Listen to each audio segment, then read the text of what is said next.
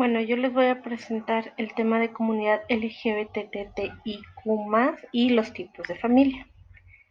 Y bueno, para empezar, quienes conforman la comunidad es la comunidad lésbica o lesbiana, la comunidad gay, bisexual, travesti, transgénero, transexual, intersexual y queer.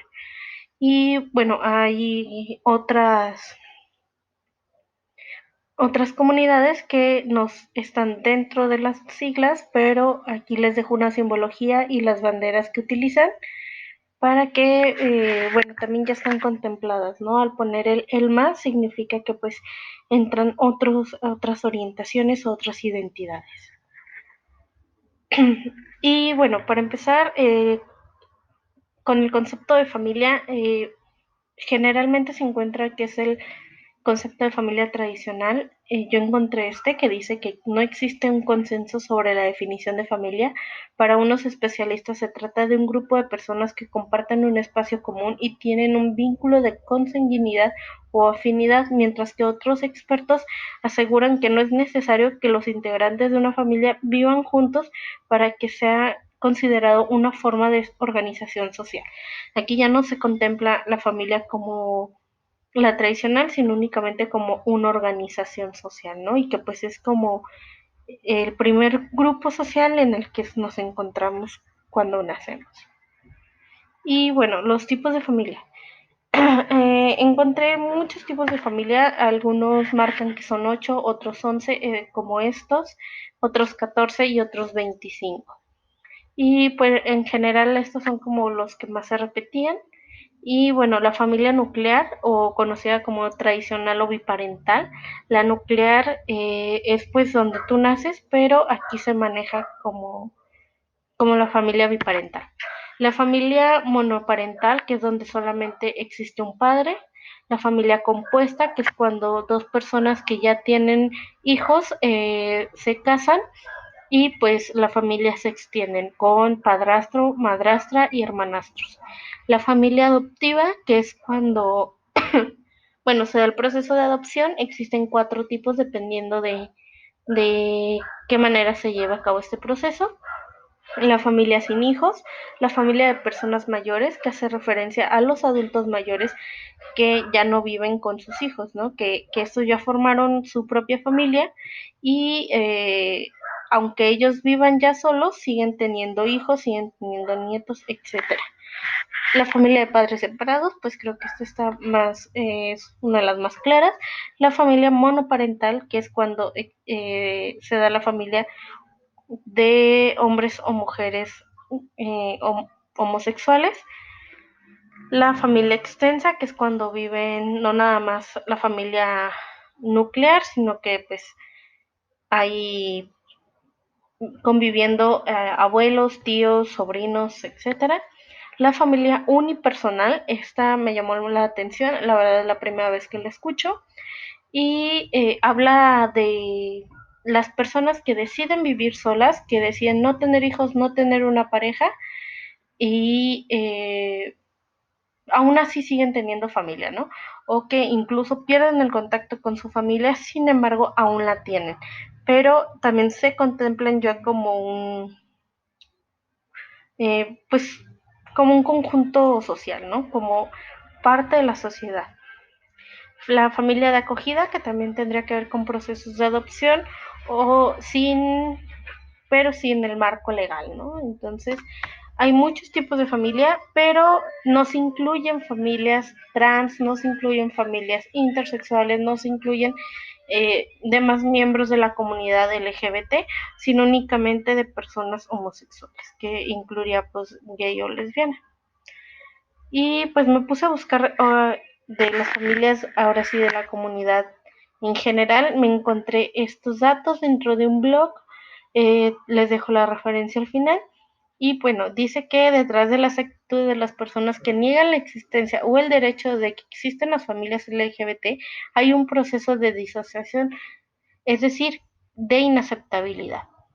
Argumentando preocupación por los niños, estos grupos generan y promueven el bullying, el menosprecio y el rechazo hacia los hijos de las parejas homosexuales y hacia los padres, ¿no? Entonces nos encontramos que otra vez se vuelven a mencionar estas familias, pero únicamente de familias homosexuales. Y bueno, hablando ya de, vemos como mucho esto, ¿no? La preocupación por los niños, pero no se les enseña a sus hijos a respetarlos. Entonces, lo único que generan son conductas de violencia y de discriminación que pues se visibilizan a través del bullying en las escuelas. Y de acuerdo a una encuesta realizada en el 2013, 70% de la población rechaza la adopción de parejas homosexuales. Sin embargo, pues nos encontramos que ya hay parejas que se conforman de esta manera, ¿no? Ya hay familias conformadas de esta manera, con padres y madres trans, con miembros intersexuales o queer. Y bueno, justamente lo marca el dato siguiente, que dice que de los más de 26 millones de familias registradas por el INEGI en 2010, 229.473 están conformadas por parejas del mismo sexo y 172.000 de estas tenían hijos. Y bueno, me metí a la página del INEGI para corroborar los datos, ya que pues son de hace pues ya 10 años y apenas está haciendo el censo de este año. Entonces dije, bueno, me metí a la página del INEGI para buscar más datos. Lo busqué tal cual, familias homoparentales, y me arrojó que no existían datos, que no se reconocía la palabra homoparental, únicamente familia.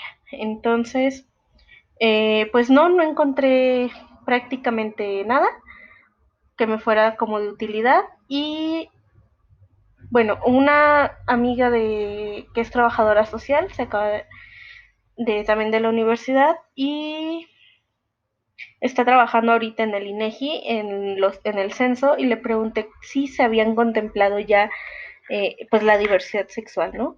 Me dijo que no, que realmente no se había contemplado, lo único que ahora se contemplan son las discapacidades, pero no la orientación sexual ni la identidad de género. Le pregunté cómo había sido el proceso de recolectar los datos, me dijo que ella se encontró más parejas gay, pero que decían que únicamente eran amigos o que compartían casa, pero no marcaban su relación sentimental, aunque pues era como notorio, ¿no? Sin embargo, pues ella dice que les da como vergüenza todavía admitir el hecho de que viven en pareja siendo del mismo sexo. Y en cuanto a las personas trans y queer e inter, pues me dijo que no hay visibilidad porque a ellos la indicación que se les dio como las personas que van a realizar los censos fue que las personas se tenían que registrar con su sexo biológico, ¿no? Entonces no se contemplaba la identidad de género. Y bueno, ya hablando de derecho a la educación, investigué en el Diagnóstico Nacional sobre la Discriminación LGBT en México. Y bueno, este diagnóstico se llevó a cabo entre 2015 y 2017, los resultados se dan en el 2018 y deja ver que no solamente los niveles de discriminación que enfrentan las personas de la comunidad en el proceso educativo son altos, sino que pues no afecta únicamente en los procesos educativos, sino que pues afecta en su vida diaria y en su vida futura. También reconoce que existe que el reconocer que existen estas formas de discriminación permite establecer acciones de prevención, protección, respeto, garantías y promoción especiales para la erradicación de las violencias contra las personas de la comunidad, ¿no? Sin embargo, dentro de mi investigación, de lo que estuve buscando para mi artículo, no encontré protocolos que hablen sobre esto, no encontré acciones preventivas, ni de protección, ni de respeto. O las que hay únicamente se quedan en la teoría, se quedan en el papel y no se aplican. O se aplican de manera muy centralizada, muy focalizada a un espacio en concreto. Y bueno, también se menciona que durante los últimos años en México han existido cambios legales y de reconocimientos importantes para la población en lo que refiere a los derechos de la educación, ¿no? Entonces, no se les puede impedir el acceso a la permanencia a la educación pública o privada, así como a las becas o incentivos de los centros educativos. Sin embargo, pues esto está en la ley, ¿no? Volvemos, está de nuevo en el papel, pero no en la práctica. Y pues también se tiene que respetar el trato digno y el acceso a los derechos. Sin embargo, pues también dentro de las investigaciones que hice, en el momento en que tú pones familias LGBT en México, lo que te salen son puros artículos de discriminación, ¿no? Tanto en Nuevo León, en Ciudad de México, son como los que más resaltan, sin embargo, pues se encuentran en todo el país estos casos. Principalmente me saltaron como dos casos en particular, una que en Ciudad de México se rechazó a un menor en 3 escuelas porque era una familia homoparental, ¿no? Entonces, las autoridades se justificaban diciendo que querían proteger al menor, que si lo aceptaban, pues los otros niños les iban a hacer bullying, los iban a sufrir violencia, pero pues eso tendría que partir de la misma institución y salvaguardar la seguridad del menor y para evitar como estas conductas, ¿no? Pero pues se justificaban de esa manera. Otros se justificaban que las escuelas pertenecían a altos mandos religiosos, entonces, o estaban patrocinados por ellos, aunque la educación fuera laica, pues se arriesgaba, ¿no? A sufrir discriminación y a que la escuela dejara de obtener los beneficios de estos organizaciones religiosas. Y bueno, así fue, ¿no? Se dio el proceso de la misma manera en esas 3 escuelas. Ya no encontré seguimiento del caso, pero pues se ejemplifica totalmente ahí. Y otro de los casos es que pues ya este año los preregistros para las inscripciones escolares se hicieron de manera virtual.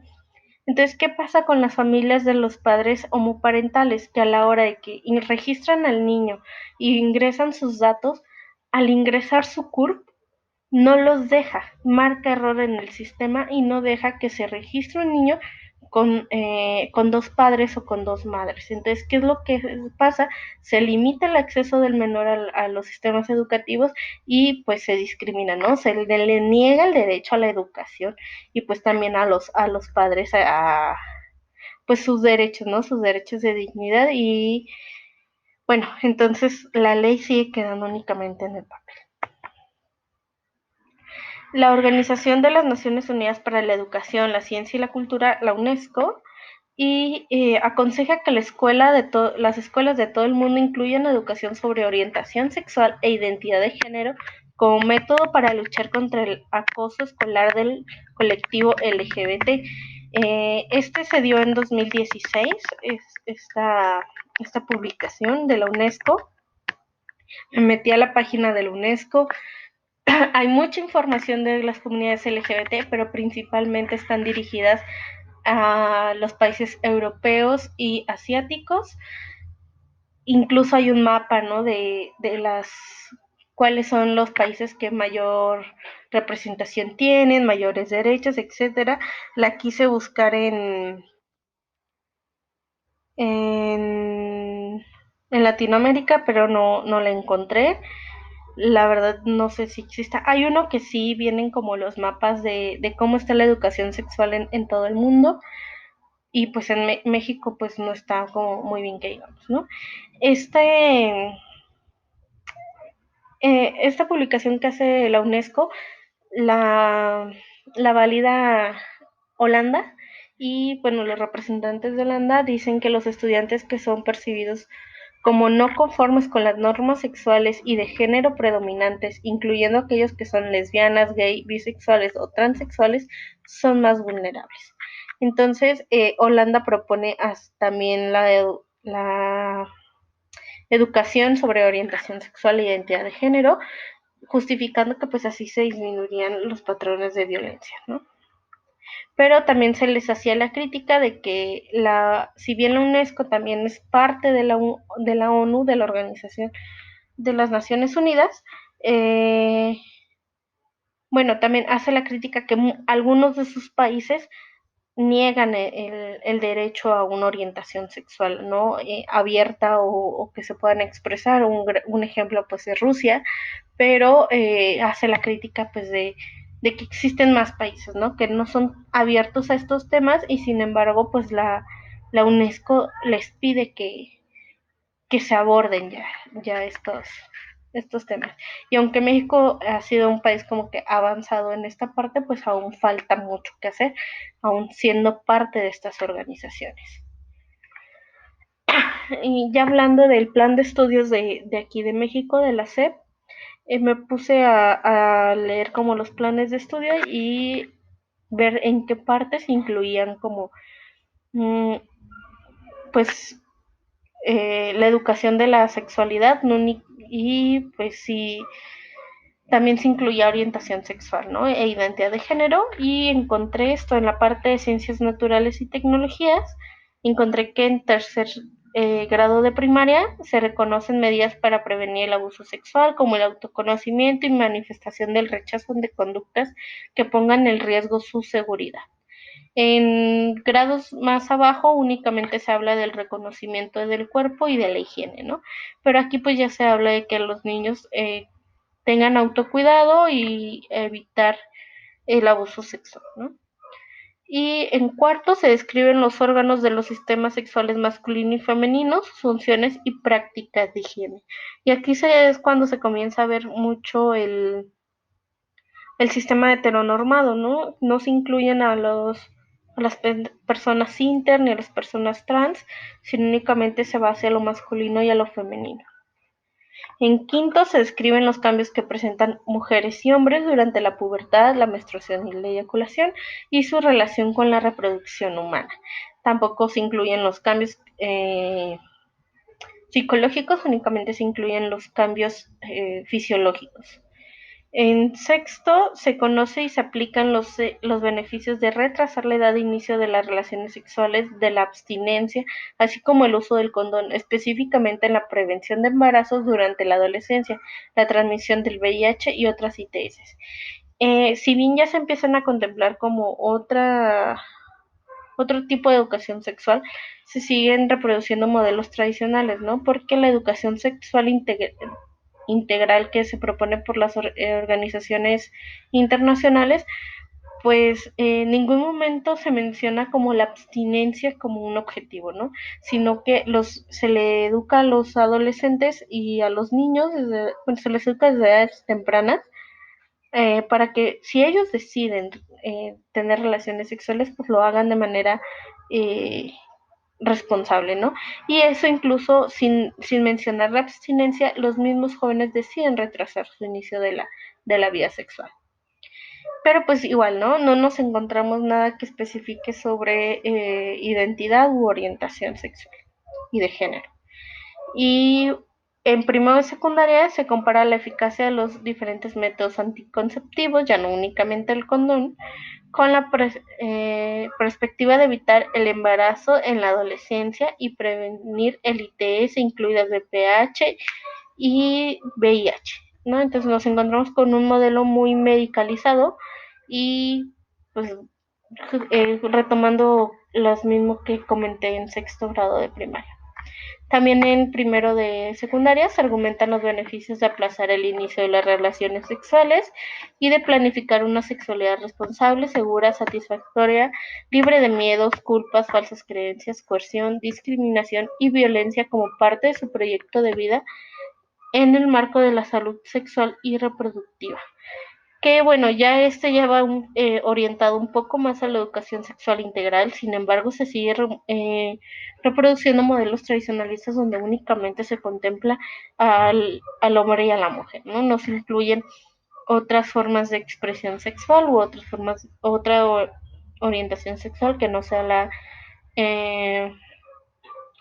heteronormada o bien la homosexual, pero pues los demás miembros de la comunidad siguen quedando rezagados.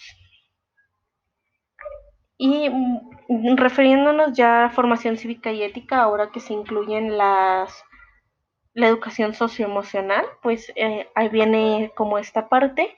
En cuarto de primaria se comprende que mujeres y hombres tienen iguales derechos y que la discriminación afecta la dignidad de las personas. En quinto se reconocen situaciones de desigualdad de género y se realizan acciones a favor de la equidad. En sexto, distinguen características naturales y sociales entre hombres y mujeres y sus implicaciones en el trato que reciben. En segundo de secundaria, analizan críticamente información para tomar decisiones autónomas relativas a su vida como adolescentes, que ya hablan más de la sexualidad y de la participación, la toma de decisiones, la educación, etcétera.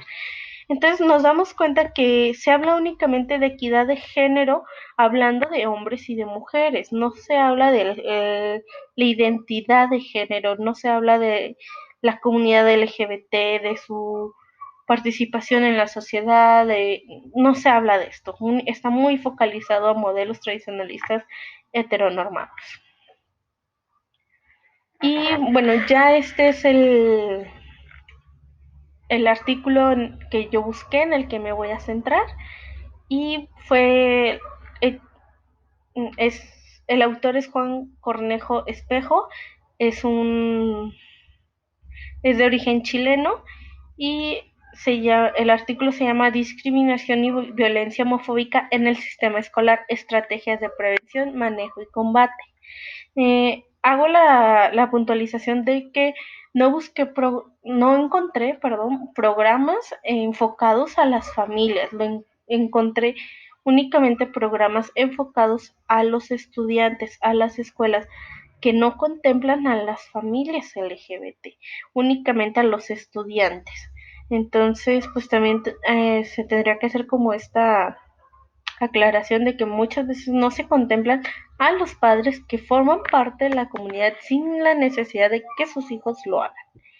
Y bueno, uno de los puntos que menciona el autor es que en Latinoamérica las iniciativas hasta ahora implementadas son más bien focalizadas y no tienen un alcance nacional, sin contar que están escasamente documentadas, como ocurre en general con todas las experiencias de inclusión educativa, que es por lo que los que ya les comentaba al principio, aunque esta investigación se hace en Chile, tiene mucha coherencia con lo que pasa en México y pues bien lo dice el autor, como en otras partes de Latinoamérica. ¿Por qué? Porque no hay una generalización de estos programas. Ya que las escuelas aquí en México tienen autonomía curricular, pues ellos deciden cómo se manejan estos temas y también depende de cada maestro. Otro de los puntos es que es el establecimiento quien decide qué educación sexual impartir, dónde nutrirse de información o con qué proveedor acceder a ella.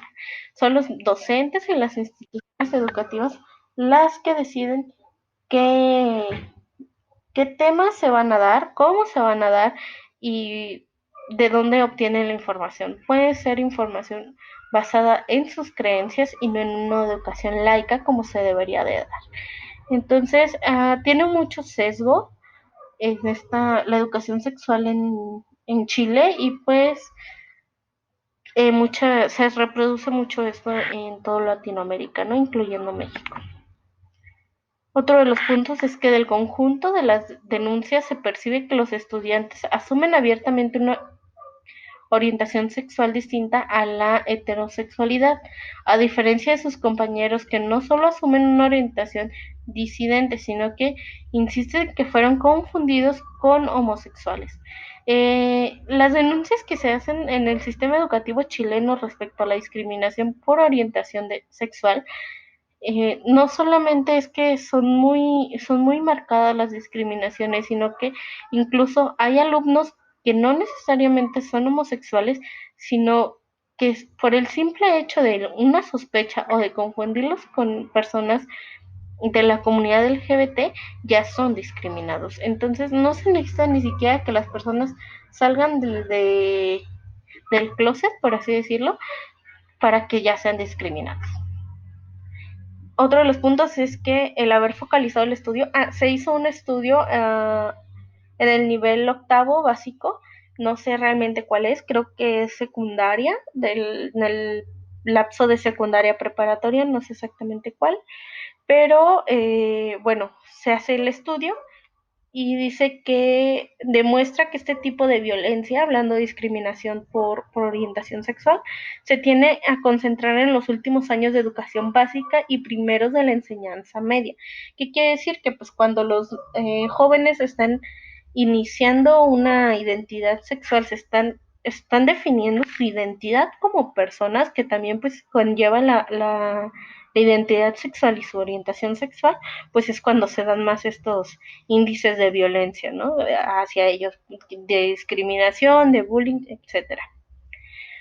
Y bueno, para esta investigación se hicieron relatos, se obtuvieron relatos de los estudiantes y muchos de ellos señalan que el acoso y el hostigamiento de los compañeros deviene del maltrato verbal u humillaciones públicas de un profesor. Entonces, ¿qué pasa cuando la violencia no se genera únicamente de estudiante a estudiante, sino cuando el profesor es quien incita a los mismos compañeros a esta violencia, ¿no?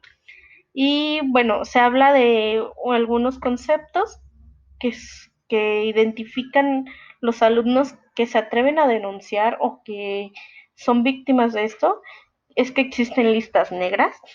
Cuando uno de sus compañeros decide asumirse públicamente como homosexual o una persona de la comunidad, se le aparta del grupo, se le aísla, uh, se le rechaza porque puede contaminar a los demás miembros, ¿no? O así lo marca el estudio. Se les aplican sanciones escolares, no se les deja ir, se les condiciona la matrícula, se les condicionan las calificaciones, etcétera. También se les castiga por las expresiones entre pares, no se les permite darse la mano, no se les permite besarse con personas de su mismo sexo, ¿no? Entonces, no se les permite vestir de otra manera, no se les permite vivir su orientación sexual como ellos lo decían, ni su identidad de género. Y bueno, lo de la sospecha es lo que ya les comentaba un poquito atrás, que no es necesario que las personas se suman como miembros de la comunidad, sino que con el único hecho de que ya alguien piense que forman parte de ella, o como se les conoce, ¿no? Aquí en México, como las personas que son amaneradas, ya es suficiente para que comiencen a recibir algún tipo de violencia.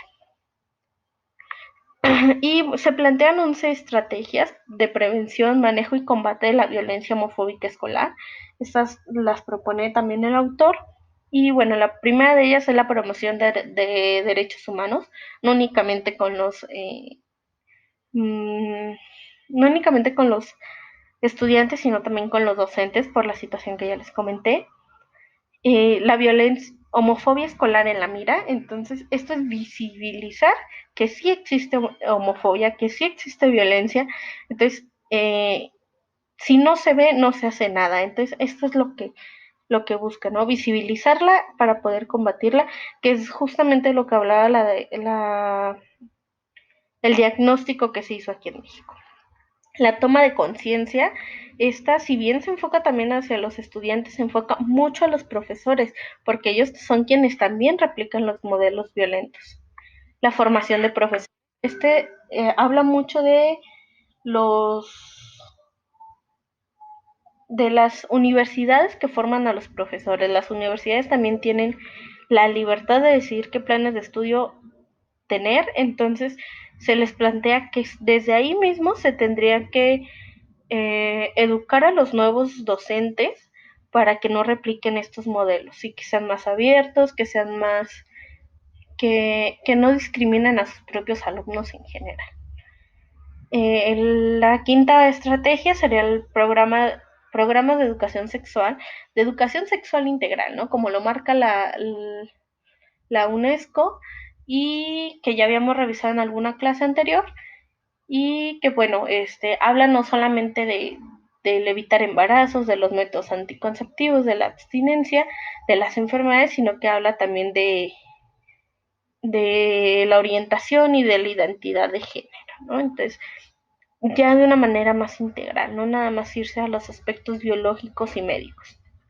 Aportaciones de sociedad civil, este habla de que las instituciones se deben de nutrir de los colectivos LGBT para dar una mayor información, para nutrirse ellos y pues tener un panorama más realista.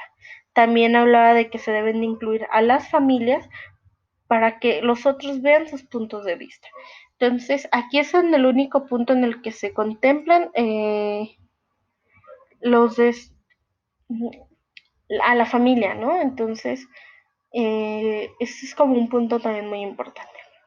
Contención, seguimiento y tutorías, que pues es identificar a los alumnos que están sufriendo bullying, identificar a los docentes que están ejerciendo, a los alumnos que también lo ejercen, dar el seguimiento y pues tutorar a los alumnos. El material educativo, muchos docentes se quejan de que existe poco material educativo respecto a la sexualidad. Entonces, si bien hay maestros que sí la quieren dar de manera integral, que sí respetan a sus alumnos, se topan con esto, ¿no? Que no hay material educativo para dar una educación de calidad respecto a la sexualidad. ¿Por qué? Porque justamente volvemos a lo mismo. Chile es un país muy conservador y el material que se usa pues está muy limitado. El, a las creencias de ciertos grupos, de ciertas corrientes, ¿no? Entonces, pues también aquí habría que trabajar en el material que hay a la disposición tanto de los alumnos, de los maestros y de las familias. Las escuelas como espacios seguros, que no es únicamente la prevención del bullying, de la violencia, de la discriminación, sino también identificar los lugares en las escuelas donde se pudiera ejercer la violencia, ¿no? Hablaba de los pasillos, de los baños, etcétera, identificarlos. El registro de información es crear una base de datos donde para visibilizar que existe violencia y que sí se denuncia, pero no se hace nada. Eh, Hace el hincapié en que los alumnos que denuncian muchas veces son intimidados y retiran la denuncia, otros se pasan por un proceso burocrático enorme y se pierden las carpetas de investigación, se cierran las carpetas de investigación o únicamente pues ya no se les da seguimiento. Entonces es algo que pues se vive a diario en México, ¿no? Entonces este registro de información pues ayudaría a no perder estos datos, a saber que, a dar a conocer que allí están y que es algo que está pasando en el día a día. Y el último sería el combate a la ay, perdón, hegemonía del paradigma heterosexista, que bueno, que es justamente este último aborda a todos los demás, que es como cortar con el único, que la educación solamente se vaya al paradigma de hombres y mujeres, sino que hay más identidades de género, que hay más orientaciones sexuales y que pues la educación debe de contemplarlos porque es su derecho y porque las instituciones deben salvaguardar la integridad física y psicológica de sus alumnos y pues con ello las familias forman gran parte de esto, ¿no? Y bueno, ya las conclusiones del artículo, puse algunos puntos, los más importantes o los que más resaltan, y es que la práctica más habitual ha sido la negación, la omisión, la invisibilización y el silenciamiento de las disidencias del orden heterosexista. Entonces, las personas que se salen de este orden, pues se les niega, se les omite, se les silencia para decir no existen, no hay, no necesitan, pero pues ahí están, o sea, siempre han estado, siempre estarán y ya es momento de hacerlos visibles, ¿no? Entonces, de esto surgen las tareas más urgentes, que una es la necesidad de programas educativos de educación sexual que aborden la temática de la diversidad desde un enfoque de los derechos, no únicamente como que aborden hombre y mujer, sino que hay la diversidad y que se respetan todos los derechos, ¿no? Porque a veces se menciona, pero únicamente queda al, al azar.